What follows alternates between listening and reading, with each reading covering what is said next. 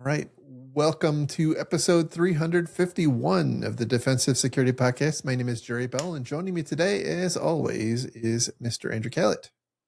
Good afternoon or evening, sir. How are you? Doing awesome. How are you? I'm good. I'm in beginning week 3 of my sabbatical, career break, whatever you want to call it. So, did a Does little it feel consulting real last yet? week. No, no, it doesn't. No. But I did a little consulting last week, which was nice, and I'm hoping to do some more of that.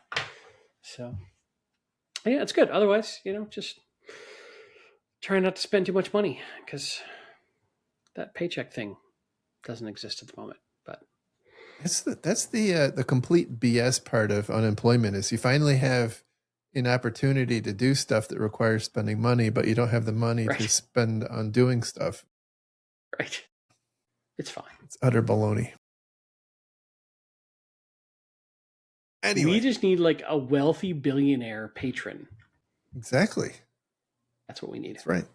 All right. A quick thank you to our Patreon sponsors. Do definitely appreciate your continued sponsorship. And we've got a couple of new people recently. Hopefully, you are finding your money's worth in this. And I hope by the so. way, for those of you considering would like to support our little enterprise here, you will get episodes a week before everybody else, which is pretty darn impressive. Indeed. And hey, honestly, thank you for those who do choose to donate. Really do appreciate it. We don't take sponsors. We don't take ads. We're self-funded. So this does really help cover the costs, and we really do appreciate it. Thank you. And a quick reminder that where was I going with that? The thoughts and opinions we express on the show are ours and not those of our employers. There you go. I got it out eventually.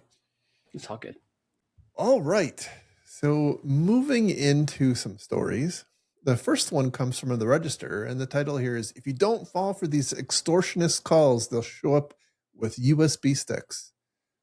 Kind of a new take on ransomware. This is I guess a fairly well-known ransomware actor who has, I guess, developed some new tricks. What they're doing here is, and I guess their MO is like a very fast, from the point of initial contact to the point that they actually demand the ransom is like sometimes a day.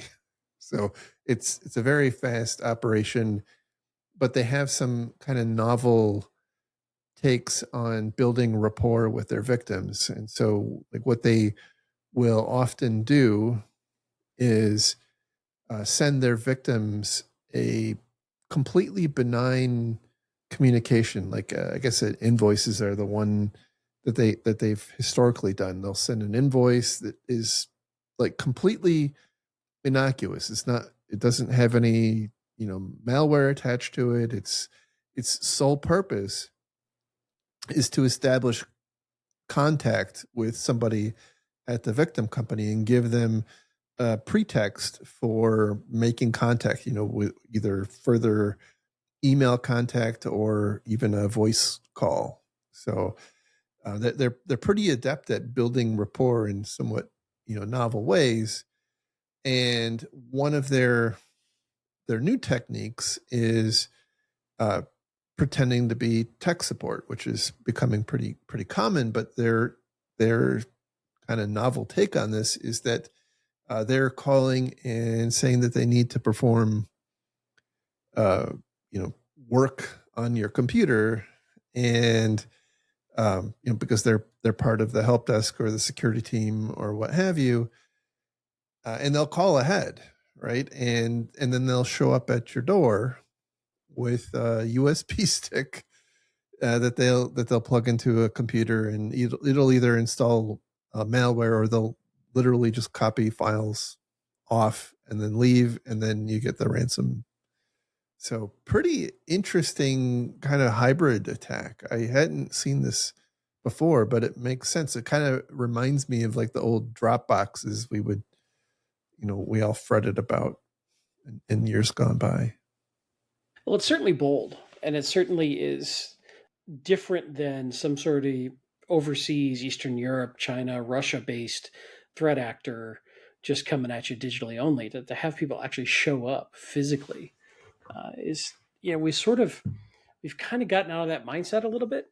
Not that it ever stopped being a real threat, but we just don't talk about it much anymore. We don't talk about people just walking in and posing as, in this case, tech support people. But the joke in the past was always, wear a UPS uniform and you can walk into any business with a box and get past the front line. So it's interesting too that once they're in, I was reading in the article, they'll use a lot of living off the land to transfer stuff out, whether it's copied to the USB drive, or if that doesn't work, if they've gotten in through some other methodology where you remotely, they're using Windows components to copy files out. They've even been known to ask the victim to log into a file sharing account and send it to them, right? Because the victim thinks they're dealing with standard IT support, and they just instruct the victim to send them to the files out to their controlled Dropbox site or whatever it is. They don't talk about Dropbox. I'm not picking on Dropbox, but just as an example. And it is interesting. Another interesting thing that our good friend Bob, who we haven't heard from for a while, apparently he just got out of prison in Argentina. So good for him. Good. He has trouble staying out of trouble. But he was telling me one of the organizations he had worked with recently, that shiny hunters, when they want to extort you, apparently what they'll do is not just send email to whatever email addresses they can find in the company. They'll start looking up any executive cell phone address and start sending them text messages that they should check their email, and then emailing as many personal and business emails of all the leadership they can find in the company. And they go really broad, which I thought was fascinating. Right? It's tough to ignore, tough to contain in that case.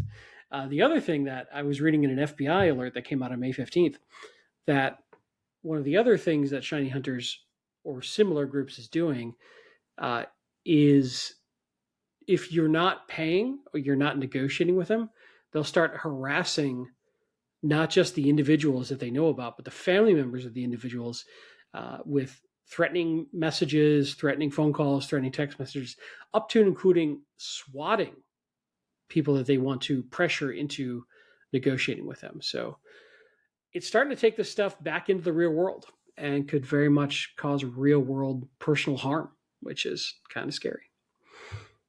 So. Yeah, that's, I mean, it's all insidious, but that takes it to a whole other level. And for those who don't know what swatting is, basically it's somebody faking, spoofing a phone number of their victim and calling, or some other related number, and calling the local police and reporting some incredibly dangerous situation taking place at the home of their target. So this used to happen a lot in video game communities and such, and then the SWAT team, in theory, will show up, which can be a very dangerous situation for everybody involved.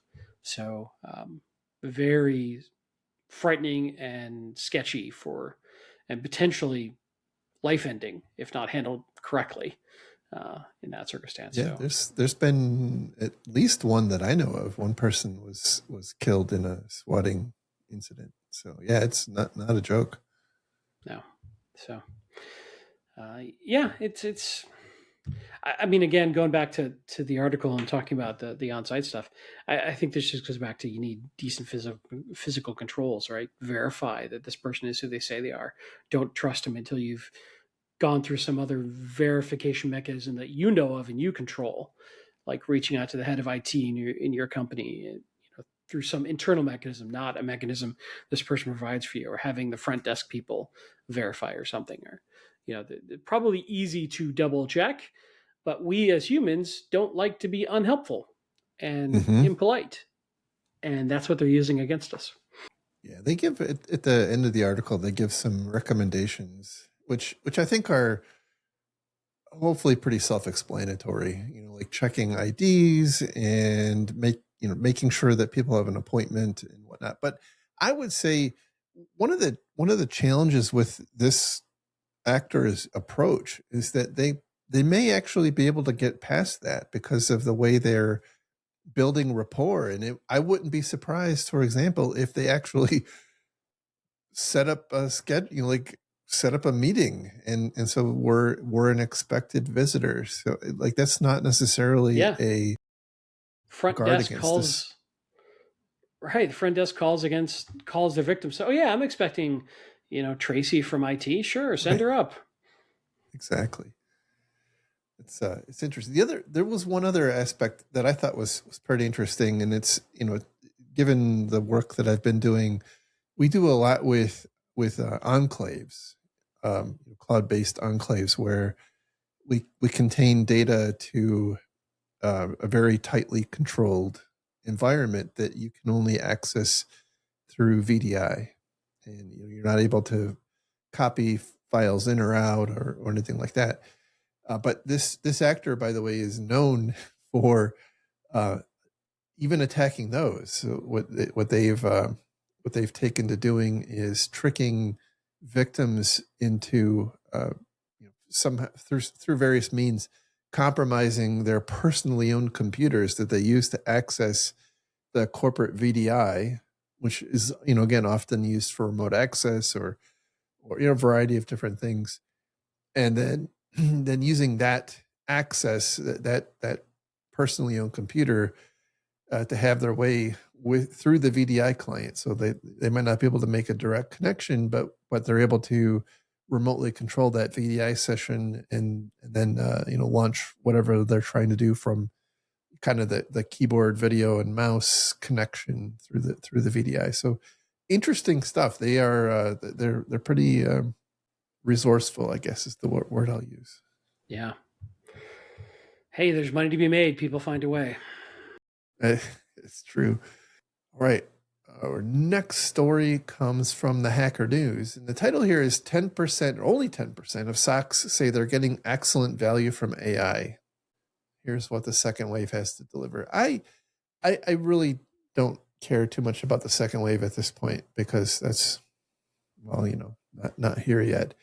I thought it was interesting that the 10% number for a couple of reasons. One is, we hear a lot of discussion about general IT projects and how I think the last number I saw was about like 5% of AI projects actually have a return, and I don't know how that's calculated. Like, I don't know if that means that only 5% have met their business case, or only 5% have actually worked at all. I don't have that. I don't have that insight. But so point being, it's actually a little bit ahead of the rest of IT, if depending on how you're measuring things. So that was, I suppose, a bit interesting.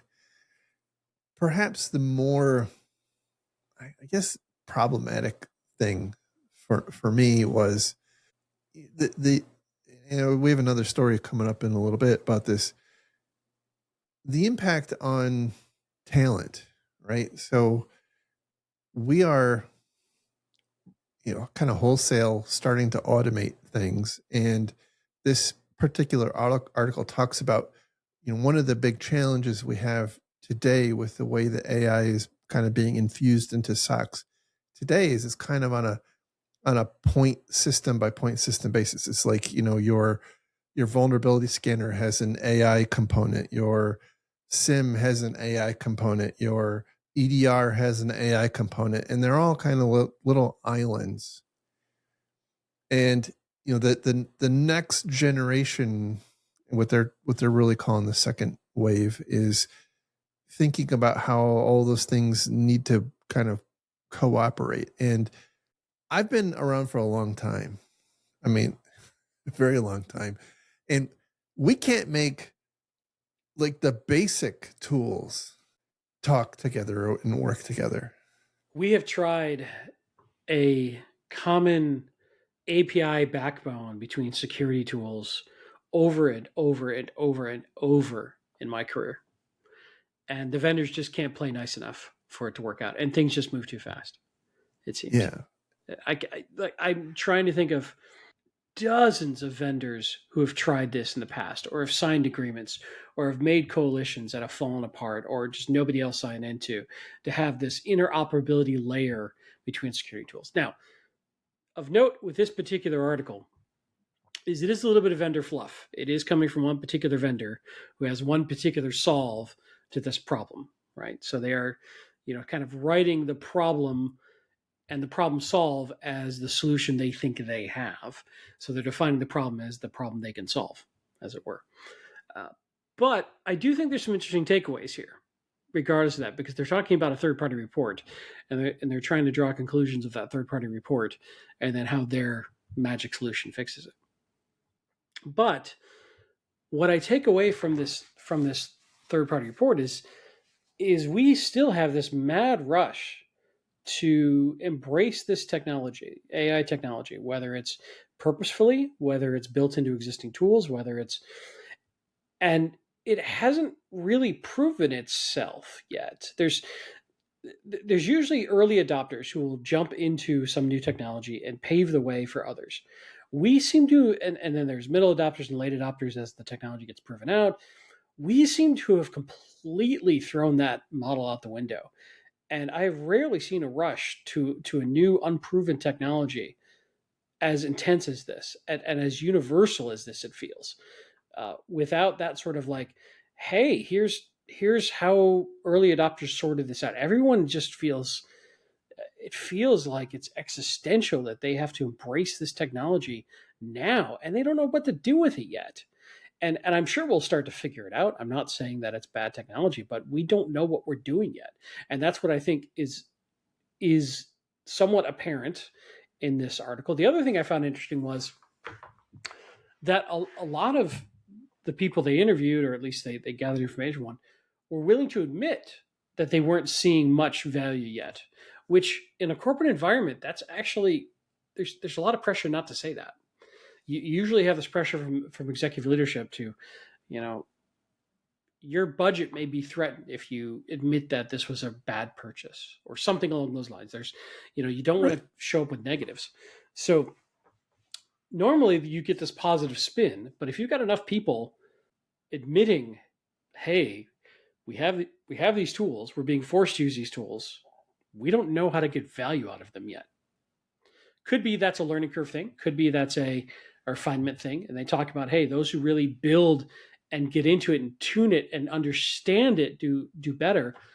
But then again, at the same time, I'm looking at, okay, if you've got people who are already running at 80, 90% capacity, doing their SOC job, who's got time to go build this new tool unless you purposely hire people to go do that? I don't know that that's happening. They're just throwing tools at the SOC and saying, here, this should make your life easier. Figure it out. And the SOC's going, what? What do I do with this? Well, that's exactly that's exactly my concern with all of this is executive leadership has been enamored with IT tools and security is certainly no exception there for a long time. And so in the current mode of operation, we are in a downturn from a investment, at least headcount standpoint in the security field. And so to some extent, buying these new tools are kind of throwing sandbags on top of your boat that's already taking on water. And at the same time, you're cutting people who are responsible for bailing out the boat so that you can afford more sandbags. And it's I think it's a kind of a moral hazard that we have going on here. And I think if I look at it kind of more holistically and take a step back, I think it's very naive to say that we're going to be able to automate things end to end in a way that is contemplated here. And I know this is kind of written from the perspective of a particular vendor. And And look, every vendor is going to be doing that. I mean,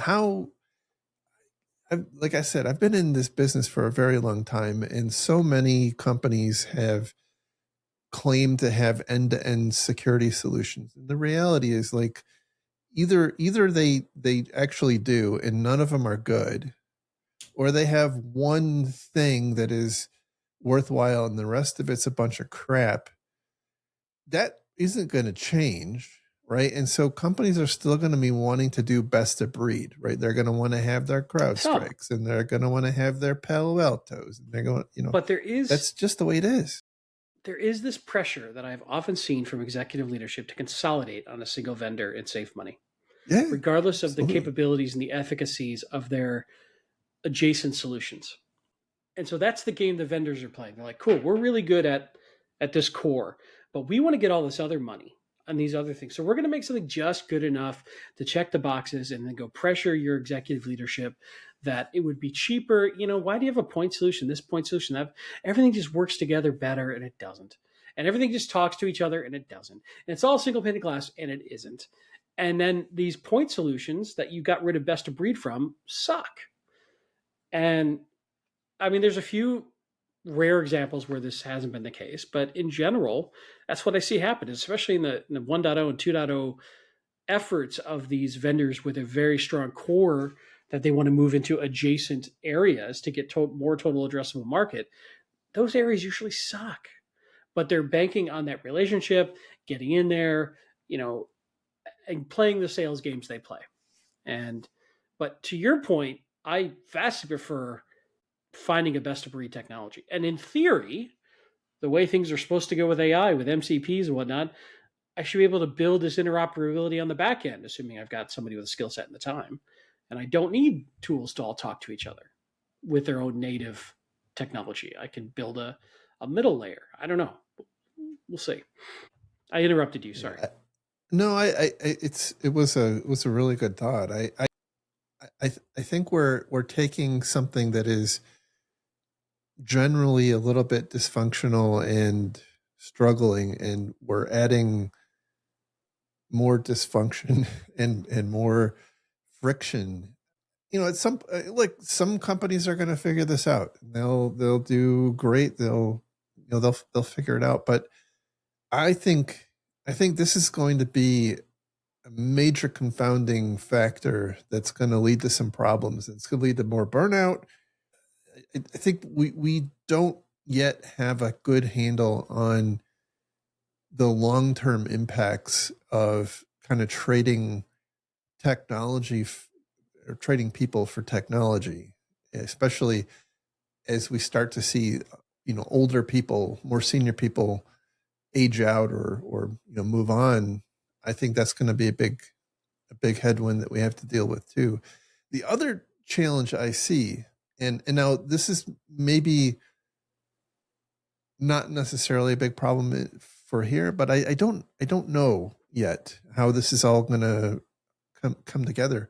We're in the midst of, we were talking about this before the show. We're in the midst of a big change in the AI industry, like in terms of how AI is consumed and built.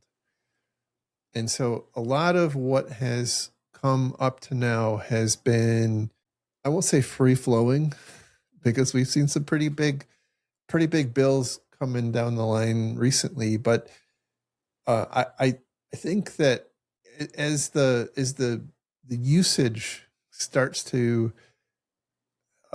be, I should say it differently, as the charges start to be normalized to the investments that these AI companies are making, I think the economics of some of these tools might not make nearly as much sense as they do. And so one of the concerns I have is that companies, even if they're wildly successful, they end up building a program around something they can't afford in a year. And it's a rough and unvarnished thought. They've gotten rid of their good, expensive people to pay for it. Right. Exactly. So we shall see. it just feels like an unproven path forward. Like what has convinced folks of this so aggressively? Uh, Normally, you see, hey, those early adopters willing to take the chance and pave the and blaze the trail, and now there are people just like, no, we got to do it. Okay, good luck. It's FOMO. I mean, I think it's part FOMO. It's part, you know, I think, at a macro scale, I think companies have not loved the whole situation with, with how much they've had to pay for IT and security people, right? Like that is, look, we've both been the beneficiary of this industry. Like, if you were at the right place at the right time and had even a little bit of aptitude, you were able to make some serious money for quite some time. And that I don't think companies really loved. And so now I think companies are seeing an out, and I think they're trying to use it. I think that there's also, you know, part of the reality is that companies are just needing to or wanting to downsize. I think a lot of companies, I mean, look, the other, having been at the executive level in a very large company, there is a game theory element here, right? When you are in that position, you're looking at what is everybody else doing, right? And so everybody else is, replacing people with AI, even if they're not. So now I need to go and replace people with AI. Otherwise, my board thinks I'm incompetent and like I'm not with the program because it's for the better part of 30 years.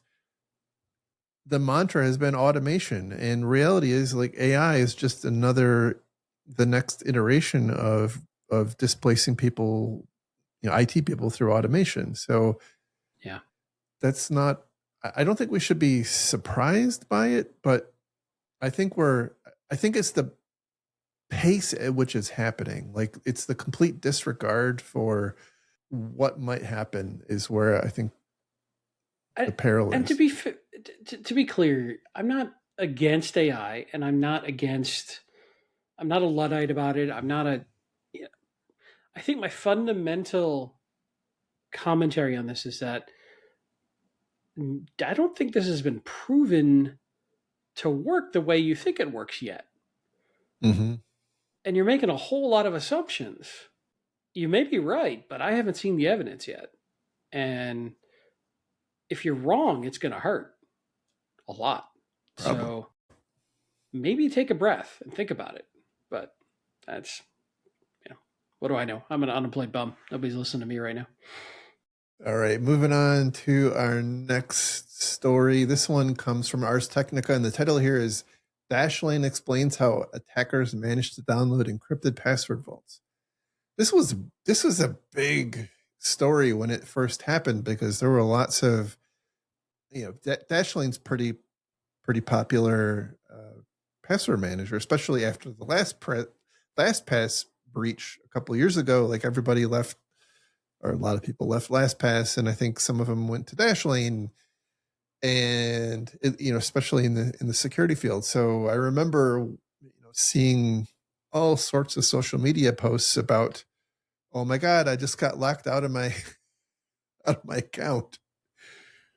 So that was a kind of an exciting time.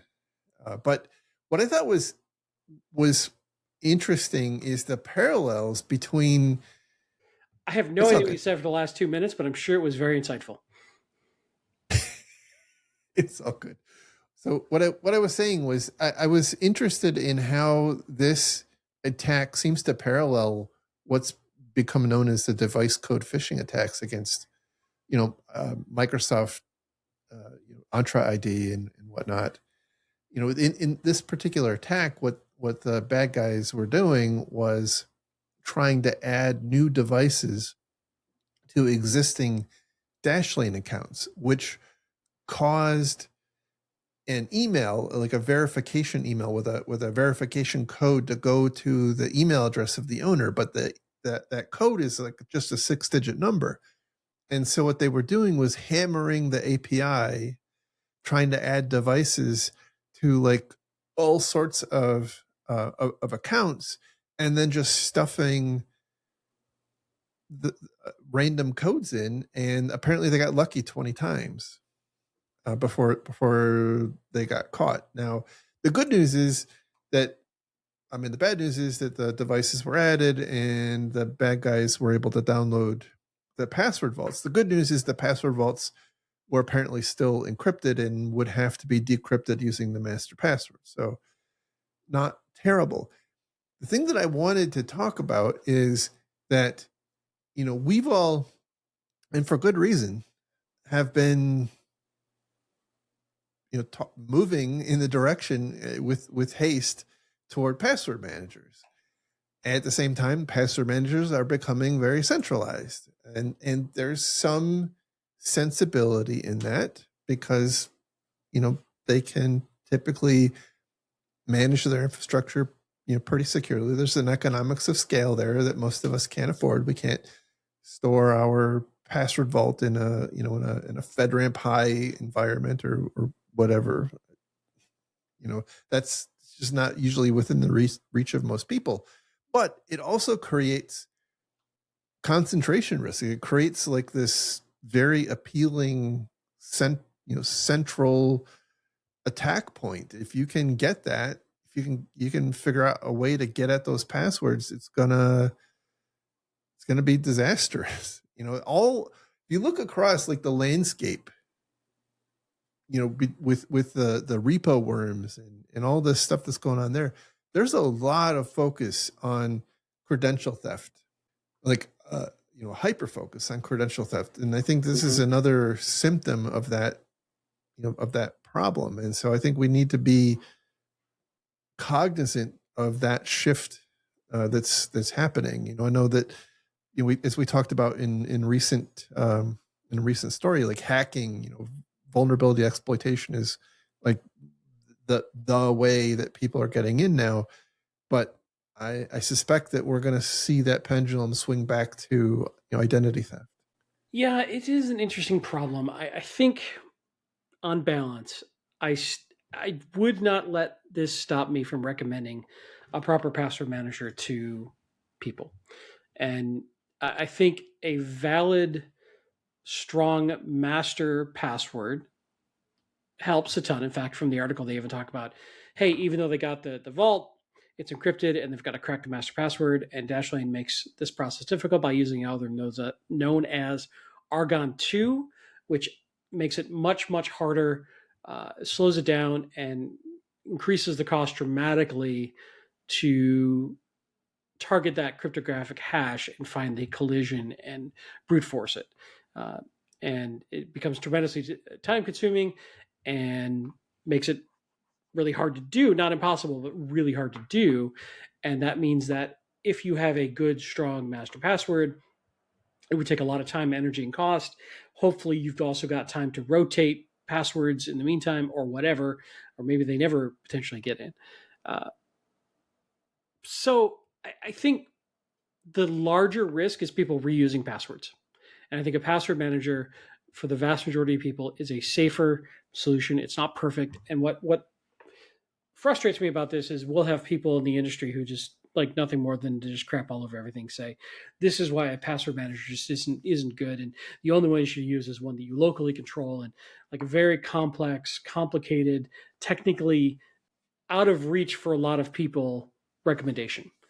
Where I think for the average person who isn't deep into this world, a cloud-based synced password manager amongst all of your devices is the best way to get them to adopt it and then use it and then have a strong, unique password per account, and protect them from that sort of problem where that one account gets popped and it can't be used elsewhere. I still think, on balance, this is the lesser of the two evils. Well said. Well said. I think, and look, I think that's the advantage of the commercial password managers, which almost, as far as I know, are all cloud based. Maybe there's one or two that aren't, but they've they've done a lot of work on usability, and so getting people to use them is going to address the most common challenges that people are falling victim to. Like it's again password reuse and weak passwords and whatnot. So I think I definitely agree. This is not a the LastPass breach was bad. I mean, I'm not gonna not gonna not gonna try to sugarcoat that. That was pretty bad. But I think that most of the other players are, from what I understand, have done a pretty responsible job of designing their environment to be the kind of the ecosystem to be secure, not necessarily just the infrastructure side, but like the whole program. So I think it's for me it's it's a usability thing, and if I suspect strongly I'm much more likely to lose my password because I've managed to get some kind of credential stealer on my computer than somebody breaking into my password manager. It's the way it is. I would agree. So moving on to our next story. This one comes from Bleeping Computer, and the title here is Hackers Hijack Thousands of Sites for Click Fix and Fake Update Attacks. And if you thought you were safe on Macs, I got some news for you. So just get rid of the people. Is what's that? Just get rid of the people. Well, that's true. And then your OpenClaw can fall victim to the social engineering attacks. All right, I'll work on this. So anyway, the deal here is that there's an actor known as DriveSurge that's been hacking quote thousands of websites. I suspect a lot of them have been through like various WordPress plugins and Drupal vulnerabilities and lots of opportunities for that, but not for the purpose of defacing the site or altering the site in a detectable way, but for the purpose of injecting a what they call a TDS, a traffic distribution system, which in concept is very much like an ad network. It's causing your computer to reach out and download some code from an attacker controlled site, and that code is basically triaging your system and trying to figure out like what is the best way to attack you. And it has a couple of options. One option is that it pretends to be a Cloudflare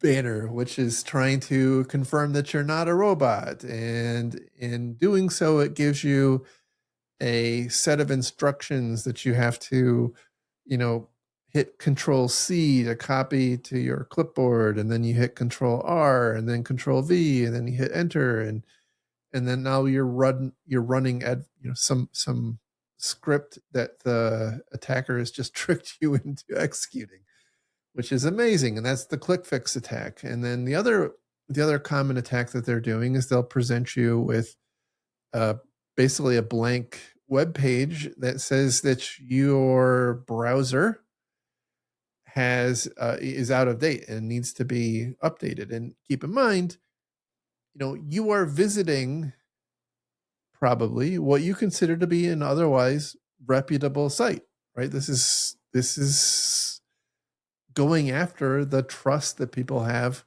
in websites. It's not like some, random porn site.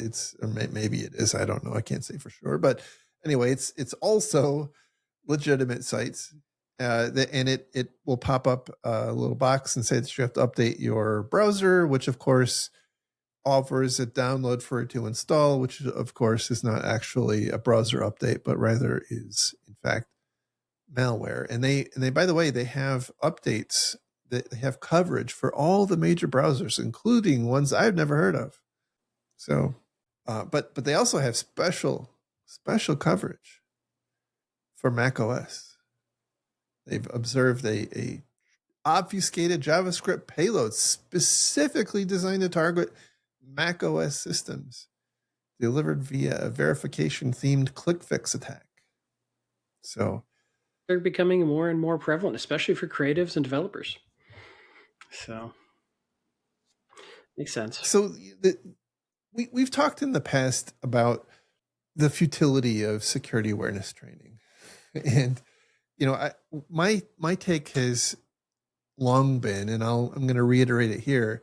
I think it's important to do training, but I think it's kind of outmoded to tell people, like, hover your mouse over the link to see if it goes where you think it's going to go. Like, I think we need to be teaching people about contemporary attacks.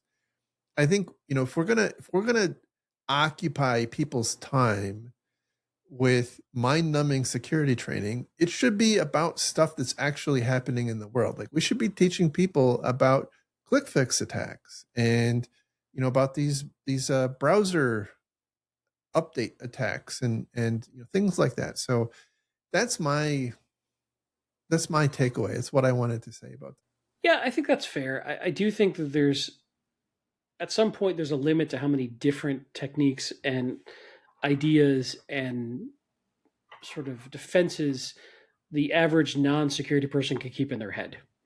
And so I think we have to be careful about what we choose to teach them, because I think there's a finite amount of room that we can occupy with that knowledge.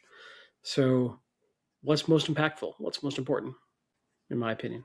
And I guess I'll go, I should not also, discount my other thought, which is, if we're relying on people, to not fall victim to this and having that result in some catastrophe to our network, I think we've done our job wrong. Like, we shouldn't be completely dependent on someone, not, some like the security of our data and our customers should be dependent on someone realizing that box is not actually asking me to install an update on my browser. Like, there should be other things in our security program that is preventing that from turning into a catastrophe.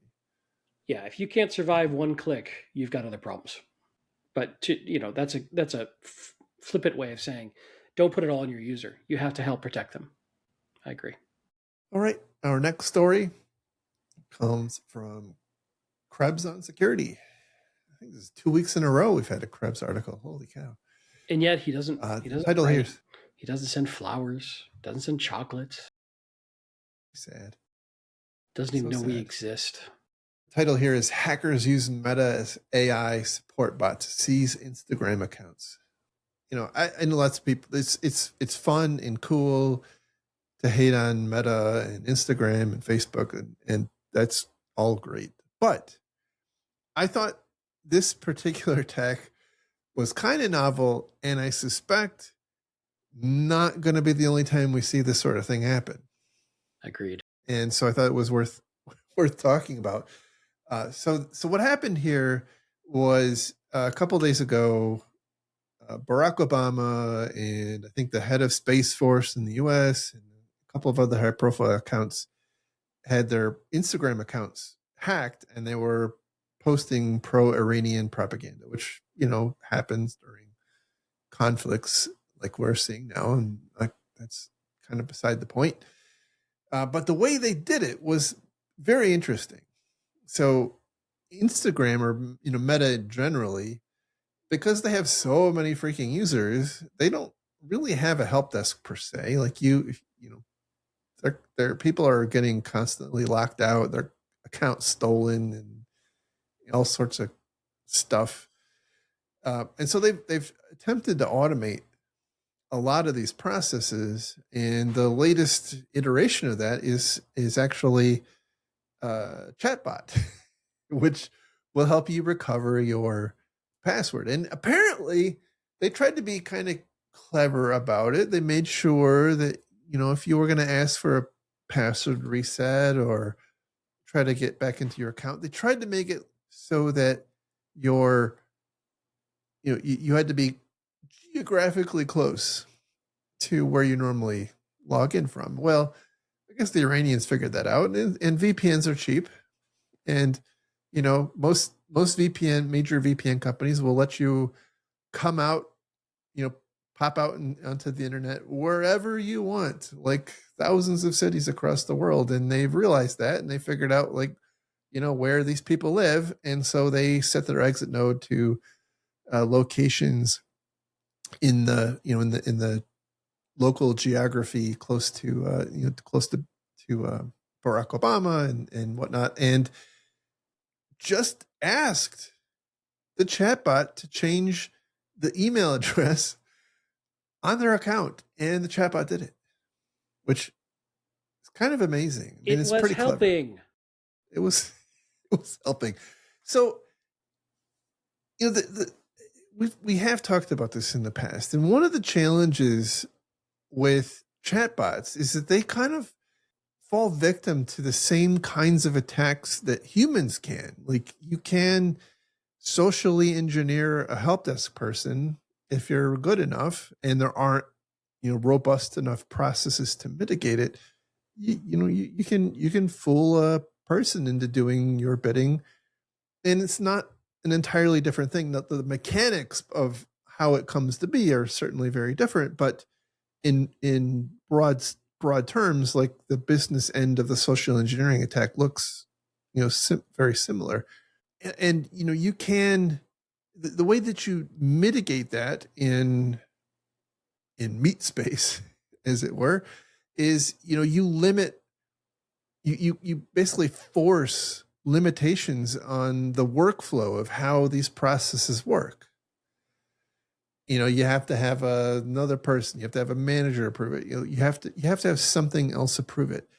And what occurs to me is that there's a missing piece here that sits between the AI agent and the business system that needs to enforce some sort of business logic, kind of like the help desk system of an agent would.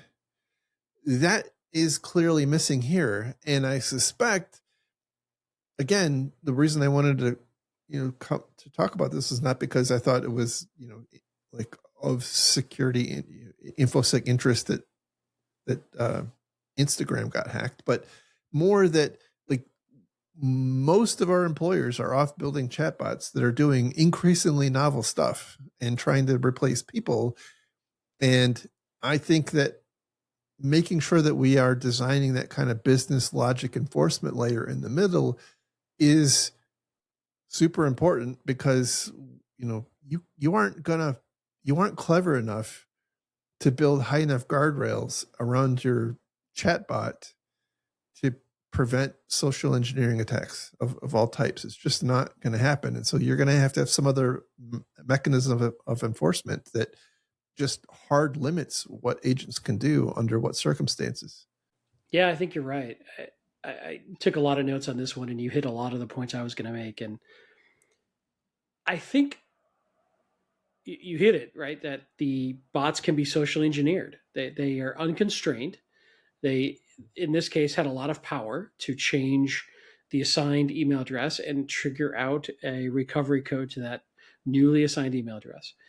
And it's not like this is an automated system that has a very clear logic tree that's being followed, a very if then logic tree. This is a bot that can do many different things in many unforeseen, unexpected ways. So it's almost like people are, so we can't predict how it's going to react. We can't easily build programmable constraints around it because of the way bots inherently and AI LMs operate. And so I wrote down, it was kind of like they're social engineering it. It's almost like they're doing fuzzing on the inputs via human language and seeing how it reacts. Mm-hmm. And they're going to keep finding novel ways to get them to do things that weren't intended. And I think this is going to keep happening until we as an industry have run into enough of these scenarios that it becomes scar tissue in our brains, and we start building controls around this. And to your point, or limit the ability, which I know that a lot of businesses will push back on that. Limiting the ability of these chatbots limits their functionality, which limits their value. But, how many times have we seen this story, or, a car dealership's chatbot agreed to sell a car for $1 or whatever? Right. Like, we don't know the edge cases yet. We don't know how they're being abused. And this goes back to what we were talking about earlier. We've embraced this stuff without really understanding it. And it's going to keep happening, I think, until there's enough pain that business starts to actually invest in learning about these problems and finding actual valid solutions to them. But I think, to your point, the easy solve is, hey, limit what the chatbots can do until you have people involved. I don't think businesses are going to go down that path, though. I think they're incentivized not to do that. So So it'll I guess get ugly.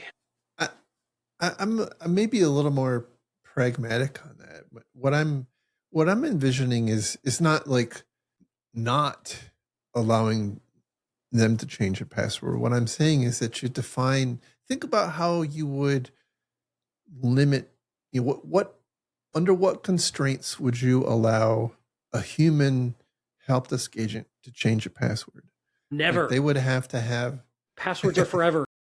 They would have to have a manager approval, or whatever it is. What I'm saying is that there should be something in the middle that enforces that whatever those constraints are, the business logic constraints have actually been met, and you're not leaving it up to the chatbot to figure out if they've been met. You actually have some sort of non-AI based business logic enforcement that sits between the AI agent and the systems that it's trying to control. That was where I was going. Have you considered maybe a manager AI bot that oversees the chatbot? Well, I mean, how are performance reviews going to happen if you don't have that? Just rub some more AI on it. And then every so often you reorganize the chatbots into different departments. Right. And then you can promote, like some chatbots will be better than others and they'll get promoted. We some joke, will work harder and longer. This is not far away. Anyway. I know. Anyway. It is yeah. It goes back to, I think, what we were saying earlier. Companies are embracing this without really understanding it.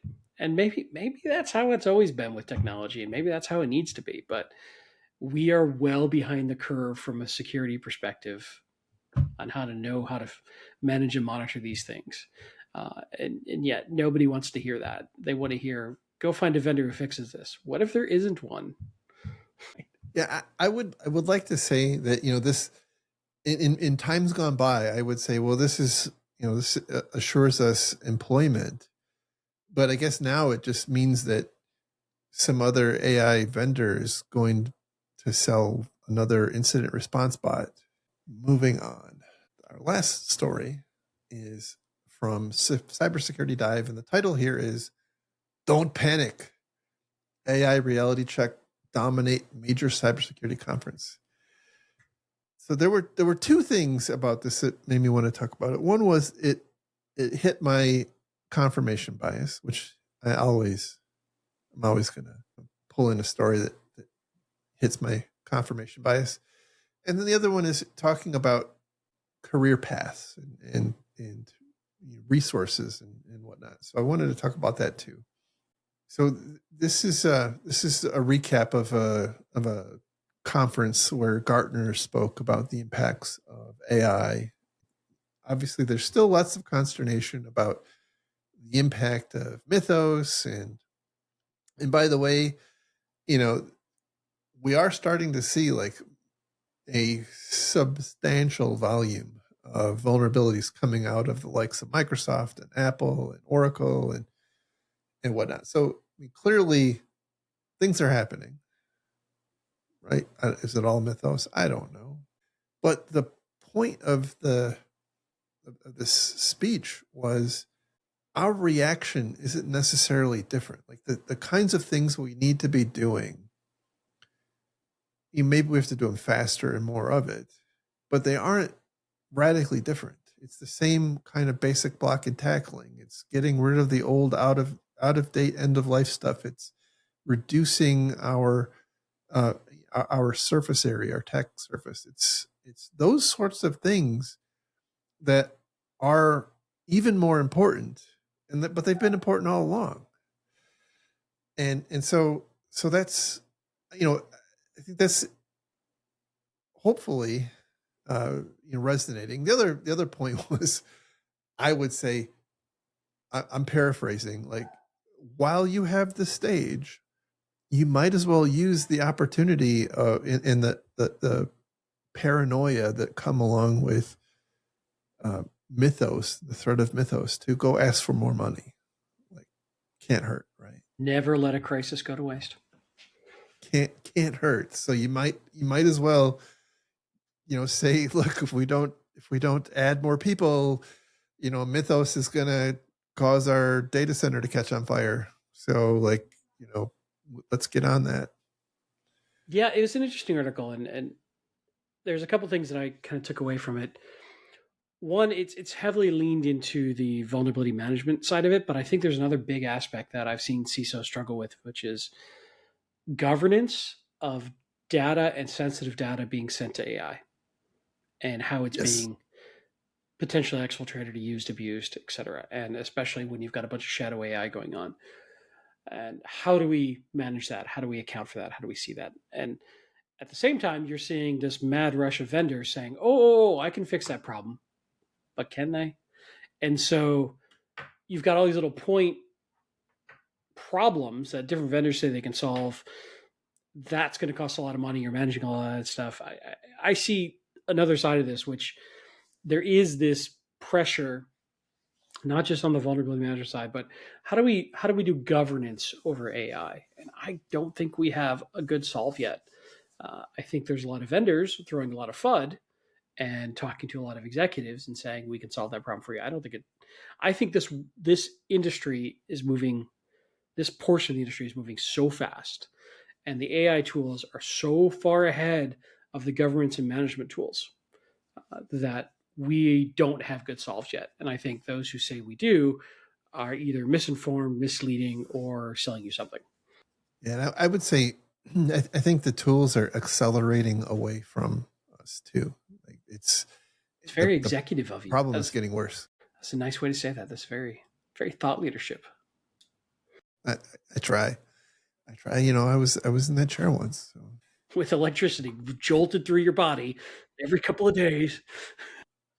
I had hair when I started.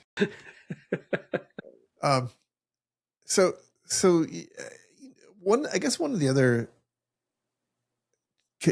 one of the frustrations, I suppose, and this is very similar to kind of the early days of cloud, is that we talk about AI as if it's one thing, or AI risk as if it's one thing, and it's really not. It's going to manifest itself in terms of a huge increase, potentially, if you believe the marketing, of vulnerabilities we have to patch. It's going to increase the number of 0 days, and it's going to reduce the complexity or increase the number of people who have the sophistication to launch advanced attacks on us. It is a sets of tools that our people are going to be sending sensitive data that they really aren't allowed to do, and they might not even realize, or giving permissions. Giving permissions they don't understand. Right. They're giving. Right. It's building AI chatbots that we don't really understand how they can be abused, given the level of access that they have. I mean, it's not one thing. It's a whole herd of different things, and I am a little concerned that we keep talking about it as if it's one kind of homogenous thing, and it's really not. It's a whole bunch of different cuts.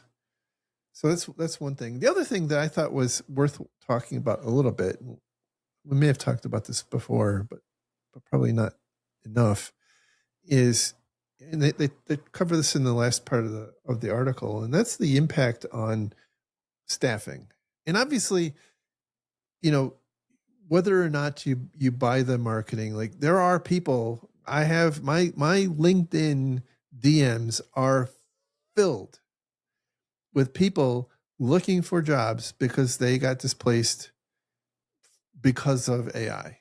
Theoretically. Whether or not it was really AI, I have no idea. I mean, maybe they were told it was AI, maybe they weren't. Maybe like I don't know, but there's a lot of people being displaced for one reason or another.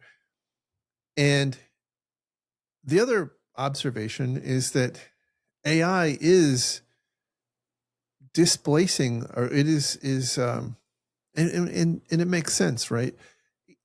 It's being used to replace a lot of the junior roles in security. You know, that's where we're focusing because it's kind of the low hanging fruit. It makes sense. It's the things that are probably the most easy to automate. I mean, within reason. I mean, I'm not saying it's like a complete replacement for a person. I don't mean to imply that, but I'm saying that that's where I think a lot of the focus is and has been. And so I don't know that there's anywhere close to the job market for kind of the entry level people. And one of the concerns I've got is like those entry level people are tomorrow's senior people. And maybe we get to a point where the whole stack is completely AI enabled and like we don't need anybody anymore. But I am really concerned about the ecosystem of IT and infosec and cybersecurity people, and what that job market, the people filling the job market, what that population looks like over time. Because the complexity of our systems and environments is going up. It's like going up radically. But we're starting to have a downward trend in the number of people, and the roles that do exist are trending more senior. So like it's hard to find an entry level job now. Yeah. It's hard because they're we've concentrated them for a long time. We've concentrated them into MSPs and MSSPs and whatnot. And now the MSSPs and the MSPs are like, well, like if I can automate my level 1 people, like I can save a whole bunch of money. And now you've displaced again tomorrow's senior people. So I'm, time will tell if this is a rational, concern or not. But it seems like we're building a problem, talent problem that is going to manifest itself in 5 or 10 years. You and I are going to be hanging out at the retirement community at the villages, sipping margaritas. Somebody's going to pull up in a black sedan. Jerry, Andy, the helicopter's going to. We need you. It's a DNS problem. Nobody knows DNS anymore. Go back to work. The AI can't solve it. Please. Yeah, well, we had that with the year 2036 problem coming up, right? So, look, if I'm still doing this job in 10 years, something has gone radically wrong. Fair. I'll be in my compound in Montana running my cult. Good on you. Good on you. So anyway, I thought it was an interesting, interesting discussion. Again, I want to reiterate the importance of the basics. Like there's so much noise in the system about all sorts of novel technologies, and I think it is more important than ever to focus on the basics.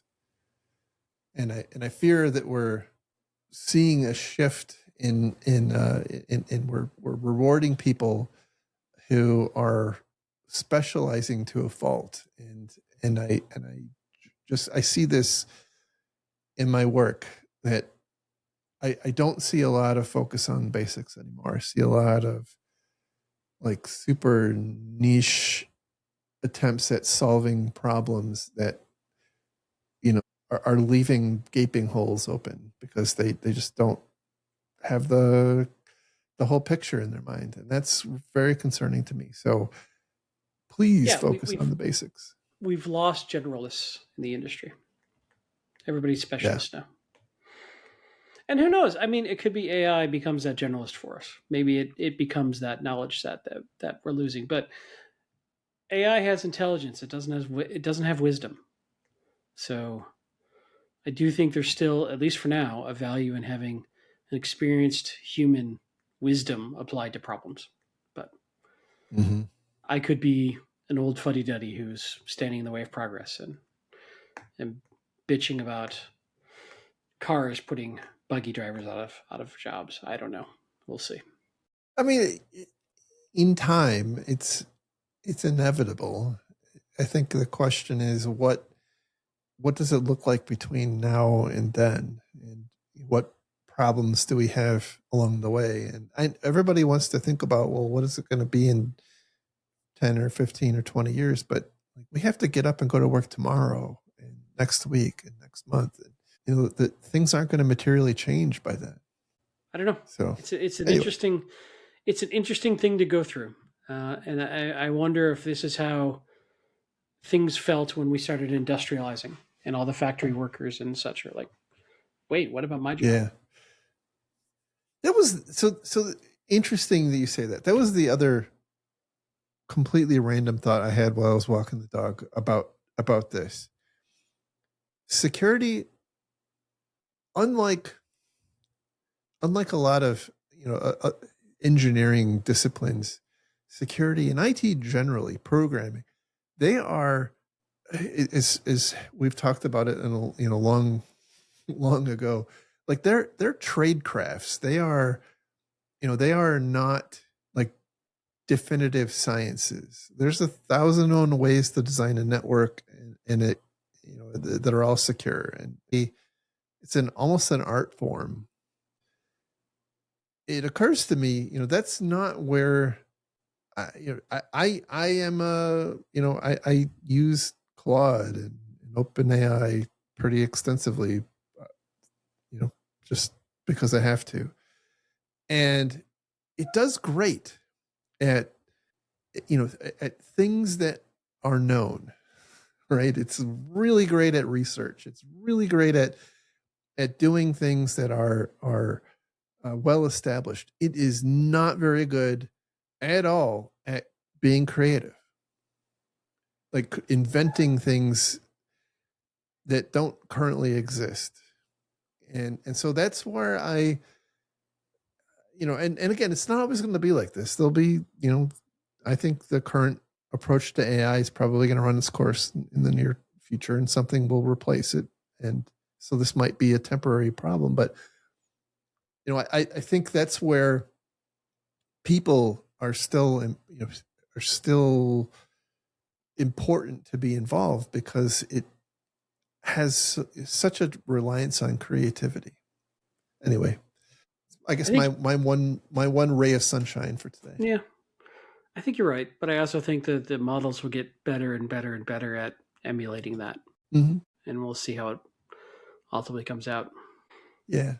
And by the way, while I agree with you, I also don't think it's going to be in the approach. Like, I think LLMs, I think their days are numbered. Like, I think we're going to be tapped out on that approach to AI at some point, and it'll go to something else. I don't know what that something else will be, and that something else might have a very different set of constraints and capabilities that might change that dynamic. So, all right. So that is the show. Thank you. If you want to find links to the stories we talked about today, you go to our website. It's defensivesecurity.org. Look for episode 351. You can follow us on YouTube. It's at Defensive Podcasts. It's still the best thing ever, I think. If you want to support a show, it's patreon.com/defensivesec. And where can people find you if they would like to get in touch? I'm on both X and your phenomenal Mastodon instance, infosec.exchange, at Lerg, Lerg. And you can find me on LinkedIn, under my name, Andrew Kellett. Yeah, with job offers, of course. In all seriousness, I'm very open to consulting and part-time work and fractional work. So hey, if you think I would be valuable to whatever you got going, hit me up. He is pretty damn smart, by the way. Is my mom still paying you to say that stuff? Because that's weird. Anyway, you can find me. It's at Jerry at infosec.exchange. And I'm pretty easy to find. Most people know how to get a hold of me these days. And with that, you've reached the end. I hope you have a wonderful week ahead. And we will talk again next time. Have a great week. Thanks, everybody. Bye-bye. Take care. Bye.